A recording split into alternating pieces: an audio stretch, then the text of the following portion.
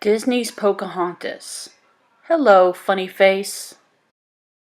Before European settlers came to Virginia, a young girl named Pocahontas was growing up there with her tribe. One year her mother grew sick and died. Months passed, but Pocahontas was still sad. On a day late in summer, her father, Chief Powhatan, urged her to go with her friends and practice for the harvest races. Pocahontas sighed. "Father, I don't think I want to be a runner this year," she answered. It was clear that the girl needed more time before she could be herself again. When Powhatan was gone, Flit the hummingbird came to visit. He saw Pocahontas's beadwork lying next to her, untouched. Flit picked up a bead and tossed it to her playfully.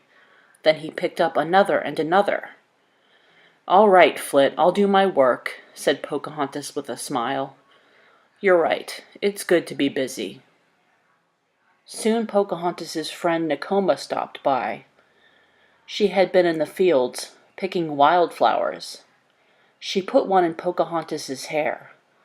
"Flowers are magic," said Nakoma. "They make everyone feel better." "Thank you, my good friend," said Pocahontas. Then Pocahontas went to visit Grandmother Willow. The old woman was an ancient tree spirit, full of wisdom and love for Pocahontas. "Everyone is worrying about me, Grandmother," said Pocahontas. "They don't want me to be sad anymore."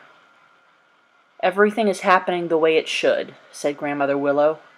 "Your sadness will go away when your heart can once again be touched." The next day, Nakoma talked Pocahontas into going on a canoe trip. They planned to go upriver to a place where wild cherries grew. "The ripe cherries are just waiting for us," said Nakoma. "You'll see."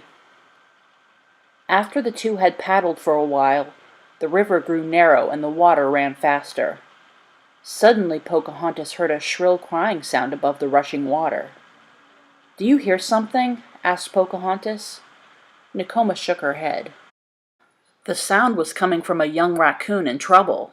He was clinging to a branch racing downstream. "I see an animal caught in the current," Pocahontas called to Nakoma. "Steer to the right while I try to rescue him." By the time Pocahontas pulled the raccoon out of the water, he was exhausted. She put him in a basket and went back to her paddling. Soon they reached the place where the cherry trees grew and went ashore. Before Pocahontas began picking cherries, she carried the raccoon to a sunny spot. "Rest now," she told the little animal. "I'll be back." By the end of the day, Pocahontas had decided to take the raccoon home with her. She named him Meeko.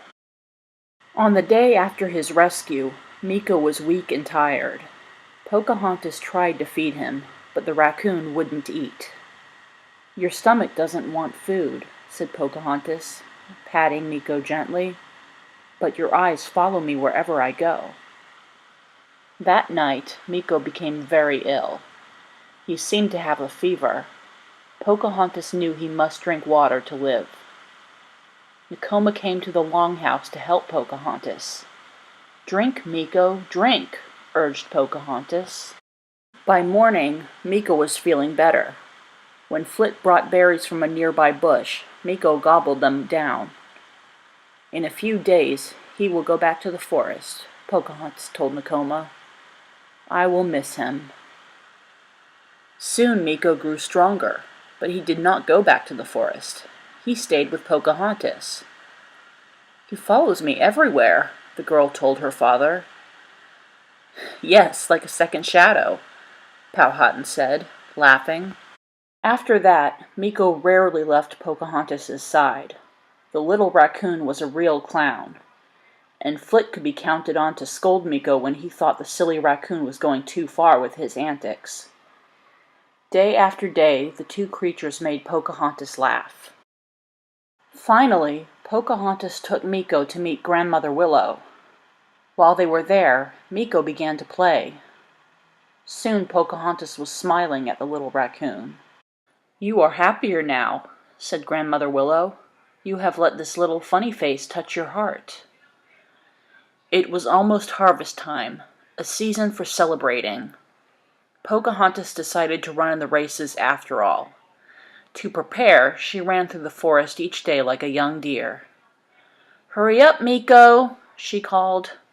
"We don't want to be left behind." On the day of the games, everyone was excited. Later there would be a feast and dancing. The winners of the races would sit in special places by the tribal fire.